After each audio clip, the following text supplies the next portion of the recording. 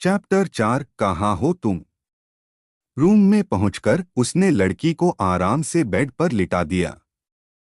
लड़की कुछ समझ पाती उससे पहले ही वह उसके ऊपर झुककर उसे देखने लगा। लड़की कुछ बोलने के लिए अपना मुंह खोलती उससे पहले ही उसने उसके होठों पर किस कर लिया।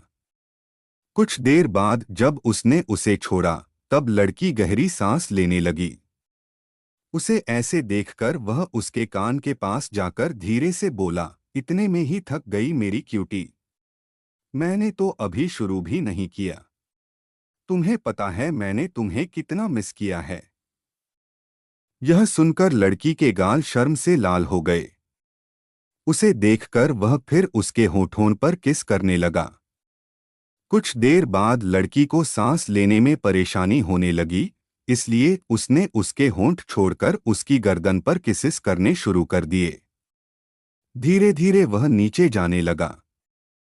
लड़की ने उसकी बाह कसकर पकड़ ली। उसके मुंह से हल्की हल्की सिसकियां निकलने लगीं। उसकी सिसकियां सुनकर वह और ज्यादा बेकाबू होने लगा। लेकिन तभी लड़की ने उसका हाथ पकड़कर मना कर दिया। यह देखकर उसने खुद को रोक लिया। फिर वह उसके ऊपर से हटकर उसके पास लेट गया और उसे अपनी बाहों में भर लिया। उसने अपना चेहरा उसकी गर्दन में छुपा लिया और गहरी सांस लेने लगा। लड़की भी धीरे धीरे नॉर्मल होने लगी। कुछ देर बाद वह उसके बालों में उंगलियां फेरते हुए बोला, सो जाओ क्यूटी। मुझे पता है इन 2 महीनों में तुम ठीक से सोई नहीं हो। यह सुनकर लड़की ने आंखें बंद कर लीं। थोड़ी देर बाद उसने देखा कि लड़की सो चुकी है। उसे सोता देखकर उसने उसे ठीक से ब्लैंकेट ओढ़ाई और खुद वॉशरूम में चला गया। थोड़ी देर बाद फ्रेश होकर बाहर आया। एक बार उसने सोती हुई लड़की को देखा और फिर रूम से बाहर चला गया। दूसरी तरफ एक होटल में मीटिंग चल रही थी। वहां का माहौल बहुत डरावना था। मीटिंग रूम में लगभग 40 से 50 लोग मौजूद थे, लेकिन कोई भी ठीक से सांस तक नहीं ले पा रहा था। सिर्फ प्रोजेक्टर की आवाज सुनाई दे रही थी। एक एक करके सभी लोग अपने प्रोजेक्ट के बारे में एक्सप्लेन करने लगे। थोड़ी देर बाद एक लड़की उठी और अपने प्रोजेक्ट के बारे में बताने लगी। कुछ देर बाद उसकी प्रेजेंटेशन खत्म हो गई। जैसे ही उसका प्रोजेक्ट स्क्रीन से हटा, अचानक सबकी नजर एक तरफ चली गई। वह लड़की भी उसी तरफ देखने लगी और देखते ही बस देखती रह गई। एक लड़का बिना किसी एक्सप्रेशन के राजा की तरह बैठा था। चैप्टर 5 कहाँ हो तुम। जैसे ही उस लड़के की नजर वहां मौजूद लोगों पर पड़ी, सबने तुरंत अपनी नजरें नीचे कर लीं। वह लड़का बिना कुछ बोले उठकर बाहर जाने लगा। यह देखकर वह लड़की अचानक बोल पड़ी, सर, आपने ये तो बताया ही नहीं कि किसका प्रोजेक्ट अच्छा था। उसकी बात पूरी भी नहीं हुई थी कि तभी उसके पिता जल्दी से वहां आए और बोले, आई एम सॉरी सर। इतना कहकर उन्होंने लड़की का हाथ पकड़कर उसे पीछे कर लिया। वह लड़का बिना कुछ बोले वहां से बाहर चला गया। जैसे ही वह मीटिंग रूम से बाहर गया, वहां मौजूद सभी लोगों ने राहत की सांस ली। तभी उस लड़के का असिस्टेंट बोला, कॉन्ग्रेचुलेशंस मिस्टर बंसल। यह सुनकर सभी लोग मिस्टर बंसल को कॉन्ग्रेचुलेशंस बोलने लगे।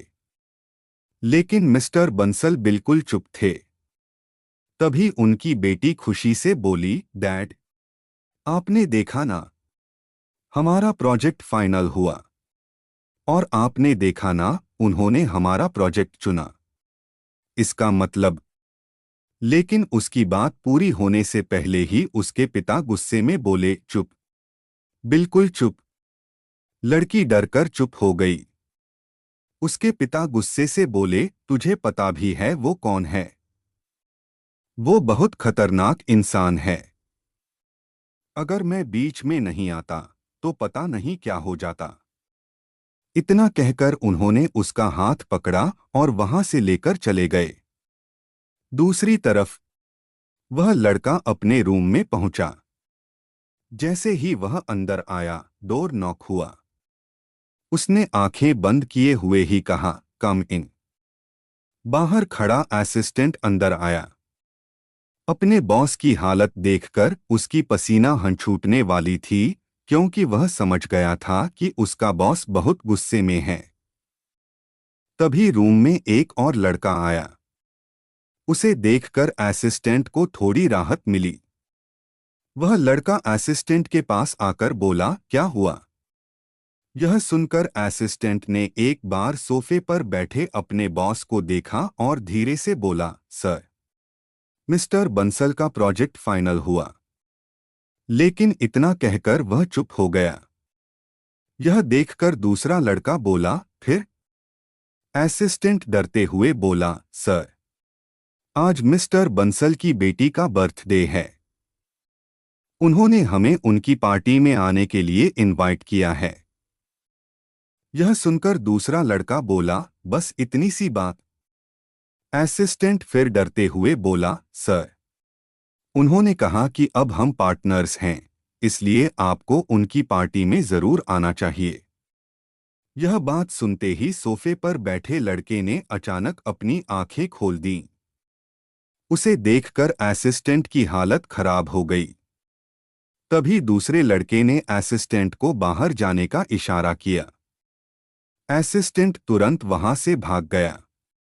उसके जाते ही दूसरा लड़का आकर सोफे पर बैठ गया और बोला, अरे चलना यार, वैसे भी हम कल सुबह यहां से चले जाएंगे। एक बार पार्टी एंजॉय कर लेते हैं।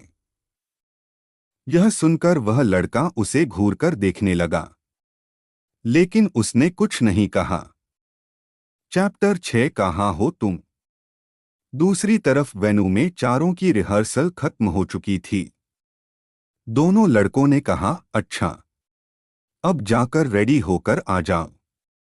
प्रोग्राम शुरू होने में सिर्फ 2 घंटे बचे हैं। यह सुनकर दोनों लड़कियां रेडी होने के लिए चली गईं। थोड़ी देर बाद जैसे ही दोनों लड़कियां रेडी होकर बाहर आईं, वहां मौजूद लड़कों की नजर उन दोनों पर ही ठहर गई। दोनों लड़के भी उन्हें एकटक देखते रह गए। तभी दोनों लड़कियों ने उनके सामने चुटकी बजाई। तब जाकर दोनों को होश आया। एक लड़का हंसते हुए बोला, अरे यार, हम सिंगिंग कंपटीशन में पार्टिसिपेट करने वाले हैं या फैशन शो में? यह सुनकर पहली लड़की बोली, चुप रहो आप दोनों, वरना मैं तुम दोनों का सिर फोड़ दूंगी। उसकी बात सुनकर दोनों ने मुंह बना लिया। लेकिन उनमें से एक लड़के की नजर बार बार दूसरी लड़की पर जा रही थी। वह लड़की इतनी खूबसूरत लग रही थी जैसे भगवान ने उसे बहुत फुर्सत से बनाया हो। तभी अनाउंसमेंट सुनाई दिया, सभी लोग मेन हॉल में आ जाएं। थोड़ी देर में फंक्शन शुरू होने वाला है। अनाउंसमेंट सुनते ही सभी लोग हॉल की तरफ जाने लगे। वे चारों भी हॉल की तरफ बढ़ गए। दूसरी तरफ वह लड़का रूम में आया। उसने देखा कि लड़की अभी भी सो रही है। उसे देखकर उसके होठों पर हल्की सी स्माइल आ गई। वह उसके पास जाकर बेड के किनारे बैठ गया और उसके सिर पर हाथ फेरते हुए बोला, क्यूटी, उठ जाओ, तुम्हारी शैतान के पास जाना है ना? यह सुनते ही लड़की अचानक उठ बैठी और बोली, टाइम कितना हुआ? हमारी बच्ची वेट कर रही होगी, चलिए जल्दी। इतना कहकर वह जल्दी से बेड से नीचे उतर गई। लेकिन जैसे ही नीचे उतरी, उसकी नजर मिरर पर चली गई। मिरर में खुद को देखते ही उसने शर्म से अपनी आंखें बंद कर लीं। तभी वह लड़का पीछे से आकर उसे हग करते हुए बोला, क्यूटी, क्या हमारा जाना जरूरी है? यह सुनकर लड़की ने और कसकर आंखें बंद कर लीं। वह लड़का मुस्कुराया और अचानक उसे गोद में उठाकर बाथरूम की तरफ ले गया। बाथरूम में पहुंचकर उसने उसे धीरे से नीचे उतारा और उसके कान के पास जाकर बोला, मन तो करता है तुम्हें छोड़ू ही ना। इतना कहकर उसने उसकी गर्दन पर किस किया और बाहर चला गया। उसके जाते ही लड़की ने जल्दी से डोर बंद किया और गहरी सांस लेने लगी।